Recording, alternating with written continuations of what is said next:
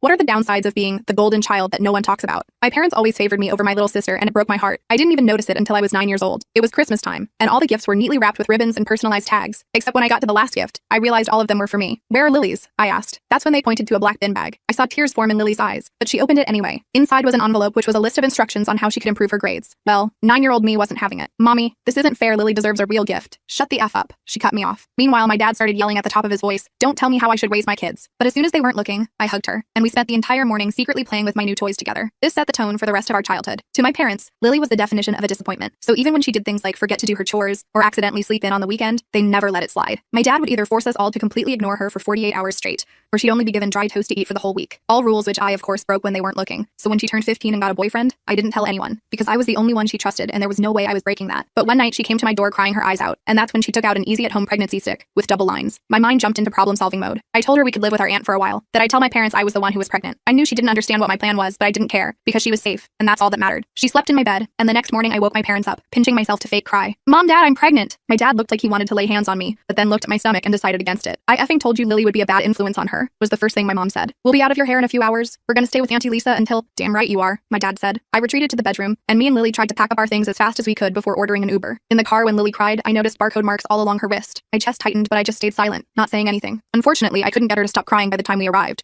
and we were forced to tell Aunt Lisa everything. But instead of screaming at us or telling our parents, she gave us a hug, told us she understood, that she knew our parents were crazy, and that it was only a matter of time before we turned to her for help. I smiled, and in that moment, I knew I had done good for my sister. In the next 2 weeks, Lily had a successful baby unalive, and Auntie Lisa managed to convince our parents to let us come home. That's when something I never expected to happen, happened. Lily was the new golden child. The entire wall of photos that used to feature our family was now filled with pictures of Lily that I had never even seen before. And for dinner, I was the one getting the borderline expired food no one wanted, while Lily got freshly cooked meals. Honestly, the whole thing made me smile, because all I wanted was for Lily to experience some sort of loving family, even if it was at my expense. But Lily betrayed me. Whenever they were talking about how filthy and unpure I was for getting pregnant, she'd join in. "It's weird how I'm the younger one, yet I'm the one who's more responsible," she'd say with a laugh. At first I let it slide because I thought she was just covering her tracks. But then came Thanksgiving. The entire family was over, and she clinked her water glass with a fork. "I just want to thank my parents for making sure I turned out so responsible and smart, because the last thing I'd want is to end up like Laura over here," pointing to me. The entire crowd snickered, and she kept going. "I mean, I can't imagine putting your whole life on the line just because you couldn't keep your legs closed." My mom was laughing so hard the champagne nearly came out of her nose. I was about to chime in, but my dad said through gritted teeth at a volume only I could hear, "Don't even think about it." So I just gulped and stayed silent. As the house cleared out, everyone congratulated my parents on what an excellent job they did at raising Lily, as if I hadn't been the one to raise her. So I decided to play the long game. And a few days later, the doorbell finally rang. It was CPS. You see, I had made an anonymous report on everything my parents had ever done to Lily. So when it was time for my interview, I laid it all out for them. No truth was left untold. I was hoping they'd take Lily, or me, away, but instead they just left and said they'd be back for a surprise home visit. As soon as the door closed, I found out my parents had heard everything I said. What they did next is something I still get nightmares about. The rest of the full story is on my channel and linked below.